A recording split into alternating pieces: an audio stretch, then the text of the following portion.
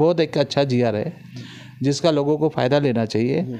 अभी लोगों को किसी भी नेता के चक्कर में या किसी भी जो मिसगाइड करते उल्लासनगर में ऐसे कुछ लोग हैं या नेता हैं, उनके बहकाव में नहीं आते हुए। जो 2005 के बाद में आज 2024 में हम बैठे, वहाँ पर अगर जो भी अवैध निर्माण हुए हैं, जो भी गवर्नमेंट लैंड के ऊपर जो कंस्ट्रक्शन हुई है, क्या उनको क्या फ़ायदा मिलेगा जीआर से? उनको ज़ीरो फ़ायदा मिलेगा।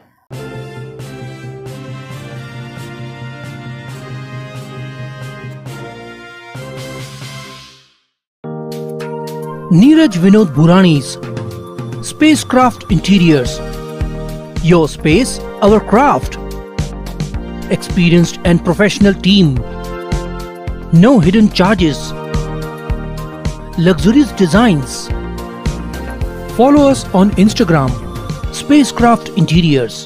Your space, our craft. Crystal Finance by Ajit Makhijani. One-stop solution for all your loan requirements. Asan, convenient or effortless. We have tie-ups with all major banks and NBFCs. Business loan, mortgage loan, overdraft and cash credit facility. Instant approval, minimum interest rate and processing fees. Doorstep loan process. Call us today. Crystal Finance by Ajit Makhijani. 9011-280000. आइए लेते एक मुलाकात शहर के उद्योगपति, उल्लासनगर के उद्योगपति राजा घेमनानी जी के साथ। राजा जी, आप काफ़ी सक्रिय रहे हैं राजनीति में और काफ़ी नज़दीक से आपने उल्लासनगर की गंदी राजनीति को देखा है। आपने गंदी राजनीति बोलने का कारण ये कि यहाँ पर जो भ्रष्टाचार से लिप्त उल्लासनगर के नेता और भ्रष्टाचार के सिवा कुछ नहीं पूरे महानगर पालिका में और शहर के नेताओं में आपने काफ़ी नज़दीक से देखी है राजनीति। इस जीआर को लेके अब जो शहर में एक वापस च्युइंगम चबाने वाला जो एक जीआर दिया है हमारे नेताओं के द्वारा, इस जीआर को लेके आपका क्या कहना है और आपकी क्या आपकी इस बारे में राय है? जैसे जी, पहले तो मैं सभी शहरवासियों को ये बताना चाहता हूँ कि ये जो जीआर आया है वो चिंगम चबाने वाला जीआर नहीं है। अच्छा। ये 2006 में जब रेगुलाइजेशन का जीआर आया था, उस टाइम पे भी मुझे याद है कि मैंने बहुत सारे मीडिया में इंटरव्यू, आप निकाल के देखेंगे तो आपको मिलेंगे, बहुत सारे पेपर के कटिंग मिलेंगे, लोकल मीडिया में, नेशनल मीडिया में मैंने इंटरव्यूज़ दिए थे कि एक उल्लासनगर को बहुत अच्छा सौगात मिला है। उस टाइम पे ऐसा था कि जो रेगुलाइजेशन का कायदा था उसमें 2700 रुपये पर स्क्वायर मीटर लैंड का रेट था और उसके बाद में जो 2200 रुपये पर 1100 रुपये पर स्क्वायर मीटर इलीगल कंस्ट्रक्शन का रेट था। बराबर। उस टाइम पे ऐसा हुआ कि हमारे शहर के बहुत सारे नेताओं ने शहर के जनता को मिसगाइड किया और बहुत सारे बड़े बड़े होर्डिंग्स लगाए कि हम लोग उल्लासनगर में शरणार्थी है और हमें ये जो 13 रुपये पर स्क्वायर मीटर से जो लैंड की कॉस्ट मिलती है वो 13 रुपये स्क्वायर किलोमीटर के हिसाब से ही 13 रुपये पर स्क्वायर मीटर के हिसाब से ही हमको लैंड कॉस्ट लगनी चाहिए, जो 2700 रुपये थी। बराबर। तो बहुत सारे लोगों ने देखो, उल्लासनगर हो या कोई भी हो, जनता हमेशा लालच के चक्कर में आ जाती है। जनता ने रेगुलाइजेशन के लिए फॉर्म भी भरे, बहुत सारे फॉर्म महानगर पालिका में जमा भी हुए और किन लोगों ने उनका फ़ायदा भी लिया। लेकिन लोगों को फिर ऐसा भ्रम हो गया कि 13 रुपये पर स्क्वायर मीटर अगर लैंड कॉस्ट हमें भरनी पड़ेगी तो फिर हम 2700 रुपये क्यों भरें। ये बात तो सही है कि हम शरणार्थी हैं, लेकिन मैंने उस टाइम पे बोला था कि ये जो 13 रुपये पर मीटर का जो रेट है वो 13 रुपये पर स्क्वायर मीटर का रेट है लैंड का, और 1100 रुपया जो इन्होंने अवैध निर्माण के लिए लगाया था, तो 13 रुपया जो है ना वो सिर्फ कागज़ों के ऊपर 13 रुपया था। अच्छा। लेकिन जो टेबल के नीचे और टेबल के ऊपर के जो खर्चे थे, जो दलाल लोग जो काम करते हैं, आज भी जो एसडीओ में, प्रांत कार्यालय में जो काम होता है, वो उस जमाने में 3000 3,500 के नीचे पर स्क्वायर मीटर का काम नहीं होता था। अच्छा। मैं लोगों को समझा के थक गया कि आप 2700 रुपया फिर भी सही है, आपका एक ही जगह पे काम हो रहा है, अब 2700 रुपया भरो। लेकिन उन्होंने उस लालच में आके 13 रुपये लगेगा, बड़े बड़े होर्डिंग शहर में लग गए, जिसके मिसगाइड किया गया, जिसकी वजह से शहर के लोगों को उस 2700 रुपये पर स्क्वायर मीटर का 2006 में जो फ़ायदा मिलना चाहिए था वो फ़ायदा नहीं मिला। लेकिन फिर वो जीआर जैसे भी था उसका इम्प्लीमेंट हुआ नहीं और बहुत सारी लोगों ने अलग अलग तरीके से उनका मिसयूज़ किया और वो जीआर 2023 तक भी उस जीआर का उल्लासनगर की जनता फ़ायदा नहीं ले पाई। आज अभी आप जो बोल रहे हो कि 2023 में और 2024 में जो जीआर आया, जब 2023 में जीआर आया तो मैंने ही बहुत जगह पे ऐसा चर्चा में बोला कि ये जो जीआर आया है 2023 में, उसमें सिर्फ आपने बिल्डिंग को रेगुलाइजेशन करने का जीआर लाया है। जो 2006 में जीआर था उसमें लैंड प्लस कंस्ट्रक्शन दोनों आपको रेगुलाइज होके मिल रहा था, तो वो ज़्यादा फायदेमंद था। तो आज अगर आप जो 2023 में जीआर लेके आए हो तो 2023 का जीआर लागू इसके लिए नहीं उल्लासनगर की जनता कर पाएगी क्योंकि उसमें लैंड के हमें राइट्स मिल ही नहीं रहे। लेकिन यहाँ पर जो बोल रहे कि 10% भर के आरआर नहीं, वो फिर अलग मुद्दा है। वो फिर अभी वो 2024 में है। हम बात कर रहे हैं 2023 की। 23 में जब फिर महानगर पालिका को और बाकी शहर के नेताओं को या बाकी लोगों को जब समझ में आया कि हमारी बिल्डिंग रेगुलाइजेशन हो जाएगी तो रेगुलाइजेशन के बाद में हमें लैंड के राइट्स तो मिलेंगे नहीं, और लैंड के राइट्स मिलेंगे नहीं तो हम रेगुलाइज करके बिल्डिंग का करेंगे क्या? मतलब अगर समझो मैंने आज रेगुलाइज कर दिया और कल बिल्डिंग गिर जाती है तो राइट सीधे बिल्डर के पास चले जाएंगे। तो नहीं, लैंड थी नहीं ना। लैंड बहुत सारी लैंड ऐसी है, बिल्डिंग ऐसी है जो गवर्नमेंट के प्रोवाइस पे बनी हुई है, तो उनको तो टाइटल ही नहीं है, घर से बेघर हो जाएंगे। बिल्डर को जाएगा वो एक अलग विषय है, वो लैंड का जो राइट्स है बिल्डर के पास है वो अलग विषय है। लेकिन बहुत सारी प्रॉपर्टी ऐसी बनी हुई है जो गवर्नमेंट के लैंड पे बनी हुई है, जैसे हम ऑन प्लॉट वगैरह बोलते हैं, झोपड़पट्टी बोलते हैं, या अवैध कंस्ट्रक्शन जो हुए गवर्नमेंट के लैंड के ऊपर, वो लैंड के जो राइट्स है वो महानगर पालिका की तरफ से या प्रांत की तरफ से 2023 के जीआर में वो प्रोटेक्ट नहीं हो रहे थे। फिर बहुत सारे डिस्कशन होने के बाद में हमारे कुछ नेताओं ने, अधिकारियों ने इन चीज़ों को समझा कि लोग 23 में जीआर आने के बाद भी आगे क्यों नहीं आ रहे। सही। तो उसका मुद्दा एक ही था कि हमारे पास जो अवैध निर्माण के साथ में जो लैंड के राइट्स थे वो हमें प्रोटेक्ट नहीं हो रहे थे। फिर इन्होंने बहुत सारी मेहनत करने के बाद में हमारा एक तो सबसे बड़ा फ़ायदा हमें ये मिला है कि हमारे थाना डिस्ट्रिक्ट के अंदर उल्लासनगर आता है, थाना डिस्ट्रिक्ट के अंदर, और ये हमारी एक अच्छी सौगात है कि हमारे थाना डिस्ट्रिक्ट के अंदर से ही मुख्यमंत्री हैं महाराष्ट्र के। सही। और उनके जो सुपुत्र हैं वो हमारे उल्लासनगर के खासदार भी है। सही। तो कहीं ना कहीं इस चीज़ का भी हमें उल्लासनगर शहरवासियों को फ़ायदा हुआ है इस जीआर के चक्कर में। तो फिर जो 2024 में अभी जो जीआर आया 10% जो आप बोल रहे हो 10% वाला, तो 10% वाला जीआर ऐसा है कि जो 2023 में 2200 रुपये पर स्क्वायर मीटर का जो अवैध कंस्ट्रक्शन का जो रेट लगाया गया था वो वैसा का वैसा ही रहेगा, और वैसा इसलिए रहेगा कि वो कंस्ट्रक्शन का रेट है। फिर उन्होंने 2024 में जो नया जीआर लिया, इम्प्लीमेंट करके लिया, वो है सिर्फ लैंड का, मालकाना हक, सिर्फ मालकाना हक का। तो मालकाना हक उनका ऐसा है कि जो जिनके लैंड गवर्नमेंट की लैंड है जिसके ऊपर अवैध निर्माण बना हुआ है, तो आप अवैध निर्माण का 2200 रुपये पर स्क्वायर मीटर भरो, प्लस 10% रेडी रेकनर का, जो उल्लासनगर के अंदर के जो रेडी रेकनर है, हमारे पास 4 किस्म के अलग अलग रेडी रेकनर है। 10,600 जो रेट है वो 5 नंबर का रेट है, 4, 3, 2, 1 वहाँ पे 18,500 का रेट है, और फिर मार्बल वगैरह तरफ 10,000 प्लस का रेट है। ऐसे 3-4 अलग अलग किस्म के रेडी रेकनर हैं। तो जो भी जिस भी जगह का जो भी रेडी रेकनर होगा उसका 10% भर के आप ज़मीन को भी अपने मालकी हक में ले सकते हो। ये बहुत एक अच्छा जीआर है जिसका लोगों को फ़ायदा लेना चाहिए। अभी लोगों को किसी भी नेता के चक्कर में या किसी भी जो मिसगाइड करते उल्लासनगर में ऐसे कुछ लोग हैं या नेता हैं, उनके बहकाव में नहीं आते हुए सीधा महानगर पालिका में एप्लीकेशन करना चाहिए। ज़रूरी नहीं कि वो सिर्फ बिल्डिंग हो, बहुत सारे हमारे ऑन प्लॉट के ऊपर भी घर बने हुए हैं, बैरिक्स वगैरह, बैरिक्स के अलावा जो एडिशनल लैंड थी उसके ऊपर भी घर बने हुए हैं।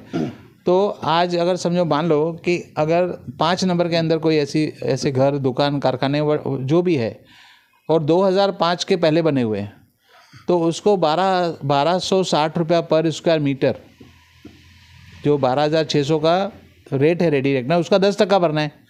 तो इसका मतलब हो गया कि 1260 रुपया पर स्क्वायर मीटर आपको लैंड कॉस्ट भरनी है। वो भर के उल्लासनगर की जनता को सबसे पहले ज़मीन का मालिकाना हक लेना चाहिए। ये मेरी शहर की जनता को हाथ जोड़ के विनती है कि इसका जो बेनिफिट है ना, अगर आप आज नहीं ले पाओगे तो ज़िंदगी में कभी नहीं ले पाओगे।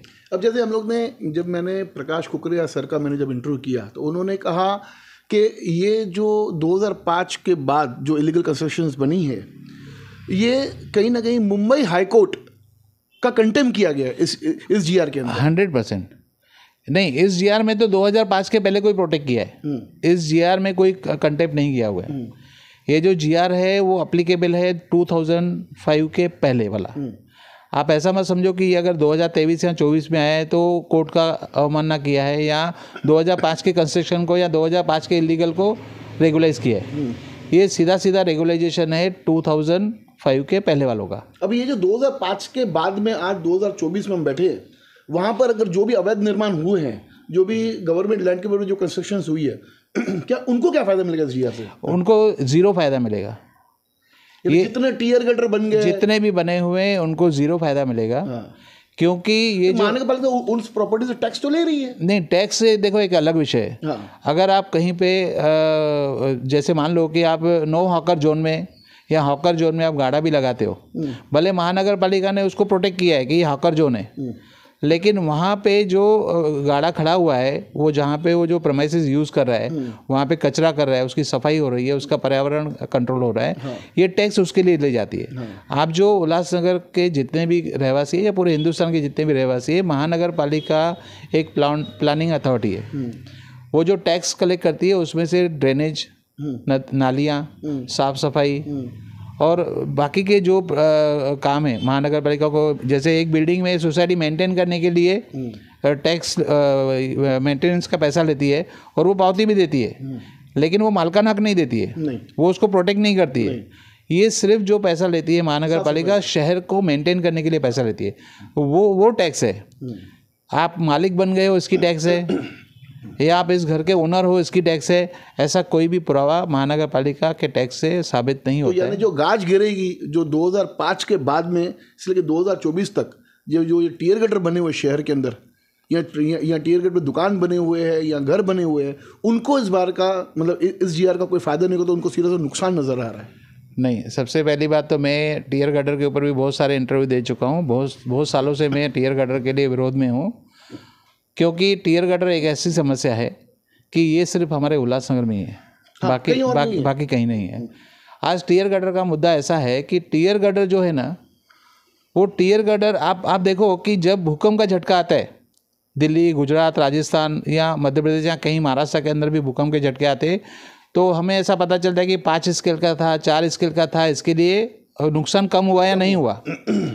लेकिन मैं वापस बोलता हूँ ये इंटरव्यू के माध्यम से, अगर ये इंटरव्यू आगे भी कभी ऐसी कोई घटना घटी या जैसे आपने बोला उसके ऊपर गाज गिरेगी, तो ये गाज महानगर पालिका या गवर्नमेंट की नहीं गिरेगी, अगर कुदरत की जिस दिन गाज गिरेगी, तो जो टीयर गटर का मामला है उसमें 1 स्केल का भी अगर भूकंप आया, क्योंकि आपने देखा होगा टीयर गटर में जो एंगल लगाते हैं वो ज़मीन में सिर्फ 1 फुट से ज़्यादा अंदर घुसाते नहीं है, तो यानी एकदम कच्चा बना है। और वो पूरा लोखंड के ऊपर पूरा उन्होंने एंगल के ऊपर पूरा घर बनाया होता है। और आपको मालूम है कि जो एंगल है वो साल, 2 साल, 3 साल, 5 साल में सड़ने लग जाता है। जब वो सड़ने लग जाएगा और छोटा सा भी भूकंप का झटका आया, तो इतना टन लोहा जो उन्होंने सर के ऊपर लगा के रखा है और उसके ऊपर फिर जो उन्होंने लादियाँ लगा के रखी है, वो इतना हैवी लोड है कि जो लोग नीचे रहेंगे या ऊपर रहेंगे ना, शायद उसमें से कोई भी नहीं बचेगा। ये तो उल्लासनगर के नेताओं को और उल्लासनगर के अधिकारियों को टीयर गटर के लिए तो स्पेशली एक मुहिम चलाकर टीयर गटर तो बनना ही नहीं चाहिए। अभी आपको बताऊँ राजा जी, ये जो उल्लासनगर में जो नेता लोग हैं, इनका निजी धंधा बन गया टीयर गटर। कुछ अधिकारी महानगर पालिका के ओपन में सुरक्षा देते हैं और कहते हैं आप बनाओ बिंदास, ठेकेदारों को बोलते हैं आप बनाओ बिंदास, हमें पैसे दो, महानगर पालिका आयुक्त भी बोलेगा तोड़ने के तो हम नहीं तोड़ेंगे। तो इतनी जो दादागिरी बढ़ चुकी है, जिसके कारण आज टीयर गटर फल फूल रहे शहर के अंदर, ऐसे के इन नेताओं के ऊपर और साथ ही महानगर पालिका के अधिकारियों के ऊपर कैसे लगाम लगानी चाहिए?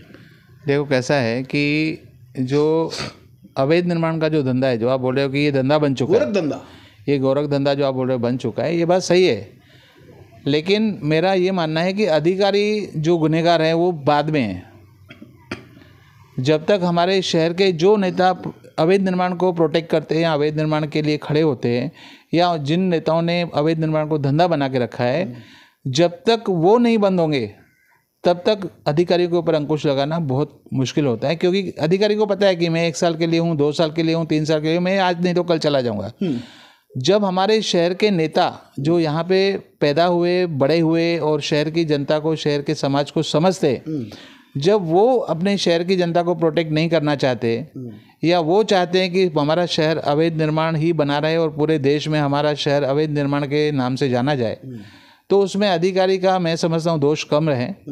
और जो नेता आपके कहने के हिसाब से धंधा बना के रखे हैं अवैध निर्माण को, ये उन नेताओं को सोचना चाहिए। और जो कुछ अच्छे नेता भी हमारे शहर में, ऐसा नहीं कि सब गंदे नेता हैं या सब, मैंने भी कुछ नेता ही तो कुछ नेता अच्छे भी हैं, उन नेताओं को आगे आगे और इस सब अवैध धंधों को या अवैध निर्माणों को रोकना चाहिए। नहीं तो आगे चल के जो, जैसे आपने बोला कि गवर्नमेंट की, महानगर पालिका की, कोर्ट की कभी भी इनके ऊपर गाज गिर सकती है, मैं तो बोलता हूँ कहीं ऐसा ना हो कि टियर गटर के कुदरत की कोई गाज गिरे, जिससे हमारे शहर को सबसे ज़्यादा नुकसान होगा। यहाँ पर ट्रांजिट कैंप भी नहीं है, कहाँ जाएंगे वो लोग? नहीं, अभी लाखों लोग घर से बेघर हैं। अभी वही मेरा कहना है कि अगर महानगर पालिका के अधिकारी से कोई अच्छा काम लेना है तो हमारे शहर के अंदर कुछ नेता अच्छे भी हैं, बुरे हैं, ऐसा नहीं है, लेकिन ये सारा काम उनसे काम लेना, अधिकारियों से काम लेना हमारे नेताओं का काम है। जब तक नेता नहीं चाहेंगे कि हमारे शहर में क्या मिलना चाहिए, क्या करना चाहिए, तब तक अधिकारियों को क्या लेना देना है।